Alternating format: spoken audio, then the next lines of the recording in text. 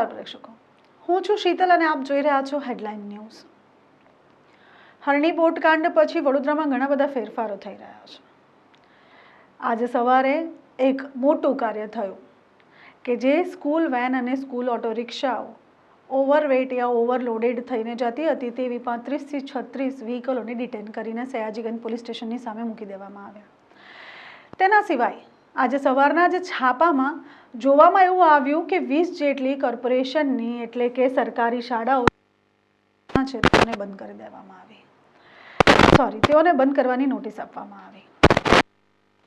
તાત્કાલિક ધોરણે આ શાળાઓ બંધ કરી દેવી તેવી નોટિસ દરેક સ્કૂલોમાં પહોંચાડવામાં આવી। અમે પણ હેડલાઇન ન્યૂઝની સંપૂર્ણ ટીમ સાથે નીકળી પડ્યા આ સ્કૂલોની હાલત કેવી છે તે જોવા માટે।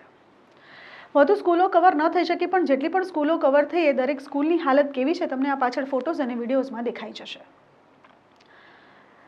હવે પ્રશ્ન એ છે જે મેં ત્યાં પણ કીધું જ છે જ્યારે અમે શાળાના દોરા પર હતા, જ્યારે પણ કોઈ પણ શાળામાં શિક્ષકો સાથે કે શાળા સંચાલન સાથે વાત કરવાનો પ્રયાસ કર્યો ત્યારે તે લોકોએ વાત કરવાનું ટાળ્યું।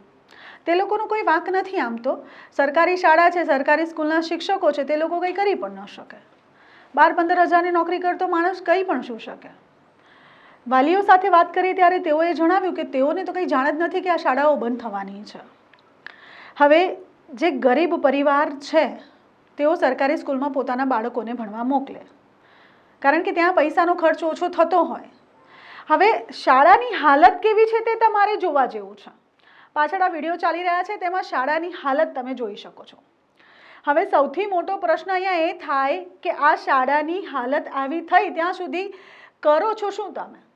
કોર્પોરેશન શું કરે છે? તમારી પાસે કૂતરાના ખસીકરણ માટે 7 વર્ષમાં કે 8 વર્ષમાં 7 થી 8 કરોડ રૂપિયા છે તો તમારી પાસે સ્કૂલને રિનોવેટ કરવાના પૈસા નથી? આ ખસતા ખસતા છોકરાઓના ભવિષ્ય ખસી જાય ત્યાં સુધી તમે શાની રાહ જુઓ છો? તમે ચીપ લગાવો છો કૂતરાઓમાં, ત્યાંની ગણતરી કરો છો, તમે મોનિટાઈઝ કરો છો તો તમે શાળાઓ નથી સરખી કરી શકતા। શાળાઓની હાલત તો જુઓ, ઉપરથી ક્યાંક કંઈક તૂટી પડશે ને અત્યારે છોકરું ભરખાઈ જશે તેવી હાલતમાં સ્કૂલો છે અને તેવી સ્કૂલોના ક્લાસરૂમમાં છોકરાઓ બેસીને ભણી રહ્યા છે। તેઓને કદાચ ખબર બી નથી કે અત્યારે જો કદાચ અમે ભણી રહ્યા છે આગલી મિનિટે ઉપરથી કંઈક પડશે અને અમારી પણ હાલત હરણી બોટકાંડ જેવી થશે। આ વડોદરામાં અત્યારે આ સ્કૂલોને નોટિસ આટલા વર્ષો પછી એટલા માટે આપવામાં આવી કારણ કે હરણીમાં આ બોટકાંડ થયો અને બોટકાંડમાં નાના માસૂમ બાળકો તથા 2 શિક્ષકોએ પોતાનો જીવ ગુમાવ્યો અને એના પછી તંત્ર જાગતું થયું। તો અત્યાર સુધી તમે શું કરતા હતા? અત્યાર સુધી તમને નહોતી ખબર કે નવાયાર્ડમાં આવેલી સ્કૂલ કે પછી સયાજીગંજમાં આવેલી સ્કૂલ કે પછી ફતેગંજમાં આવેલી સ્કૂલની હાલત શું છે? શું કોઈ પણ વ્યક્તિએ સ્કૂલનો એક પણ વખત દોરો કર્યો છે? શું તમે કોઈ પણ સ્કૂલના ક્લાસરૂમમાં બેસીને 5 મિનિટ વ્યતીત કરી છે કે તમને ખબર પડે કે આ ભવિષ્ય સાથે ચેડા થઈ રહ્યા છે? નાના બાળકોના ભવિષ્ય સાથે તમે ચેડા કરી રહ્યા છો અને આ કાંડ થયું એના પછી તમે તાત્કાલિક ધોરણે જર્જરિત સ્કૂલોને બંધ કરવાની નોટિસ આપી રહ્યા છો તો આ બાળકો અડધા વર્ષે જશે ક્યાં તેનો પ્રશ્ન છે, તેના જવાબ તમારી પાસે છે? જ્યારે પણ કોઈક બનાવ બને એના પછી તંત્ર એકદમ જ ઊંઘમાંથી ઊભું થઈ જાય, આળસ મરડે અને પછી ફટાફટ કામે લાગી જાય છે અને થોડાક જ સમયનું હોય છે। પછી તો હતું એવું ને એવું જ, પછી તો જ્યાં ના ત્યાં જ, પછી ફરી પાછા સૂઈ જાય છે, પાછી ઘોર નિંદ્રા આવી જાય છે। પણ અત્યારે પ્રશ્ન બહુ જ ગંભીર છે। આ બાળકોના ભવિષ્યનો પ્રશ્ન છે, એની સાથે હરણી બોટકાંડ થયું તેના પછી તંત્ર ઉજાગર થયું, અત્યાર સુધી શું કરતું હતું તે છે અને સૌથી મોટો પ્રશ્ન મારે એ પૂછવો છે અને પ્રજા પણ એ જ પૂછી રહી છે કે આ સ્કૂલોની આ હાલત થઈ ત્યાં સુધી તમે શું કરતા હતા? શું એવો કોઈ ફંડ નહીં હોય કે આ સ્કૂલોને રિનોવેટ કરવા માટે આપવામાં આવતો હશે? આ જે હાલત છે એકાદ દિવસની નથી, આ હાલત જે વર્ષ પછી થઈ હોય ને તેવી હાલત છે સ્કૂલોની। તો શું આટલા વર્ષોમાં કોઈ પણ વખત તમે સ્કૂલો પાસે જઈને તમે એક પણ વખત ચેક નથી કર્યું કે સ્કૂલની હાલત શું છે? તો આ સ્કૂલને રિનોવેટ કરવાનો ખર્ચ તમે ફાળવ્યો હશે કે નહીં ફાળવ્યો હોય? અને જો ફાળવ્યો હશે તો આ સ્કૂલની હાલત અત્યારે કેમ આવી છે? ચાલો જઈએ સ્કૂલ પર અને નજર કરીએ। નમસ્કાર પ્રેક્ષકો, હું છું શીતલ અને આપ મને જોઈ રહ્યા છો હેડલાઇન ન્યૂઝના માધ્યમથી।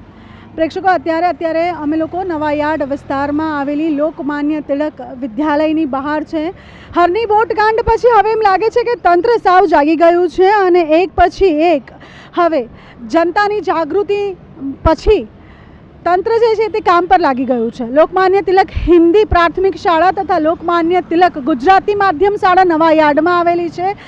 એક સાથે 20 શાળાઓને આજે નોટિસ આપી દેવામાં આવી છે. કહેવામાં આવી રહ્યું છે કે આ જે શાળાઓ છે તેઓ જર્જરિત હાલતમાં છે, ગમે ત્યારે તૂટી પડી શકે છે. અંદર જે વિદ્યાર્થીઓ ભણે છે તે લોકોને નુકસાન થઈ શકે છે, તેઓના જીવ જોખમમાં મુકાઈ શકે છે. શાળા સવાર પાડી અને બપોર પાડી એમ કરીને 2 પાડીમાં ચાલી રહેલી શાળા છે. આપ શાળાની અત્યારે હાલત જોઈ શકો છો, કઈ રીતે આ શાળા અત્યારે ચાલી રહી છે. આ મેઇન રોડ પર આવેલી શાળા છે.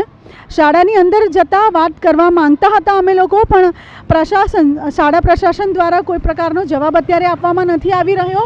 આજે બપોરે એક સાથે 20 શાળાઓને નોટિસ આપવામાં આવી અને નોટિસમાં એવું લખવામાં આવ્યું કે તાત્કાલિક ધોરણે આ જે શાળા છે તેને બંધ કરી દેવામાં આવે. હવે પ્રશ્ન એ છે કે જ્યારે એક સાથે આ 20 શાળાઓને નોટિસ આપવામાં આવી છે, શાળાઓમાં ભણતા બાળકો તેનું શું? અહીંયા જે ભણે છે તે સાવ નાના અને મધ્યમ વર્ગના પરિવારના બાળકો ભણતા હશે એવું લાગે છે. તો જ્યારે એકાએક શાળાને બંધ કરી દેવામાં આવે તો ભવિષ્ય શું બાળકોનું, જે ભણી રહ્યા છે અહીંયા, તેઓના ભવિષ્યનું શું થશે? તેઓનું ભાવિ સાથે આ ચેડા કરવામાં આવી રહ્યા છે તે મોટો પ્રશ્ન છે. તેઓને બીજી કોઈ શાળામાં સ્થળાંતર કરવામાં આવ્યું છે કે નહીં તે પણ મોટો પ્રશ્ન છે. અહીંયા શાળા પ્રશાસન સાથે ઘણી વખત અમે વાત કરવાનો પ્રયાસ કર્યો, પણ તેઓ સાથે કોઈ પ્રકારની વાત અહીંયા થઈ શકતી નથી અને તેઓ અત્યારે કોઈ જવાબ આપી રહ્યા નથી. આપ જોઈ રહ્યા છો શાળામાં અત્યારે શિક્ષકો તથા કર્મચારીઓ જે છે તે કામ કરી રહ્યા છે, પણ મીડિયા તરફથી જ્યારે સવાલ પૂછવામાં આવ્યા ત્યારે એ લોકોએ સવાલને ટાળતા નજર આવી રહ્યા છે. હેડલાઇન ન્યૂઝની ટીમ અત્યારે વડોદરા શહેરના નિઝામપુરા વિસ્તારમાં આવી પહોંચી છે. મારી પાછળ અત્યારે એક સ્કૂલ છે અને શાળામાંથી આવી રહ્યો છે બાળકોના ભણવાનો અવાજ.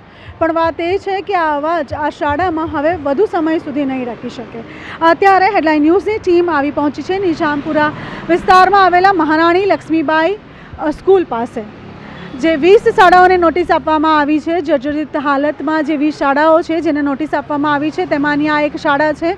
શાળામાં વિદ્યાર્થીઓ હાલ અત્યારે ભણી રહ્યા છે, શિક્ષકો અંદર મોજૂદ છે અને આ શાળા જર્જરિત છે તેમ સાબિત કરવામાં આવ્યું છે અને ગવર્મેન્ટની આ જે સ્કૂલ છે તેને નોટિસ આપવામાં આવી છે કે હાલ જે બની શકે તે પ્રથમ તબક્કામાં શાળાને બંધ કરી દેવામાં આવે. હવે પ્રશ્ન અહીંયા એ જ છે કે વાલીઓ જે પોતાના બાળકોને અહીંયા લેવા મૂકવા આવી રહ્યા છે એ વાલીઓ પ્રશ્ન પૂછે છે કે તો પછી અમારા બાળકોનું આગળ ભવિષ્યનું થશે શું?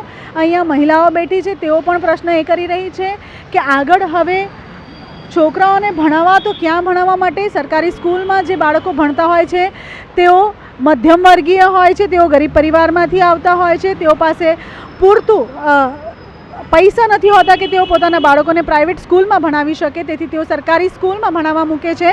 જો આ શાળાને તાત્કાલિક ધોરણે બંધ કરી દેવામાં આવે તો અહીંયા ભણતા જે બાળકો છે તે બાળકોના ભવિષ્યનું શું થશે તે સૌથી મોટો પ્રશ્ન પૂછવાનો રહ્યો.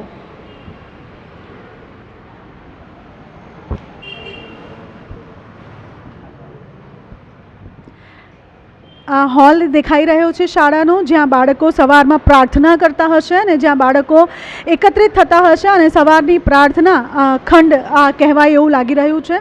પ્રાર્થના ખંડ અહીંયા છે, વિદ્યાર્થીઓ ઉપર ભણી રહ્યા છે અને વિદ્યાર્થીઓ પોતાનું જે સ્કૂલ છે તે કમ્પ્લીટ કરીને અત્યારે પાછા જઈ રહ્યા છે. વાલીઓ પણ તેમની સાથે પાછા જઈ રહ્યા છે. હવે આ સ્કૂલને તાત્કાલિક ધોરણે જ્યારે બંધ કરવામાં આવશે ત્યારે સવાલ એ થશે કે આ બાળકો જે છે તેઓનું અત્યારે કોઈ બાળક પહેલા ધોરણમાંથી બીજામાં અને બીજામાંથી ત્રીજામાં જ્યારે આવતું હશે તે સમયે અધવચ્ચે જો અડધા સેમિસ્ટરમાં સ્કૂલોને બંધ કરવામાં આવે તો બાળકોના ભવિષ્યનું શું તે પ્રશ્ન છે.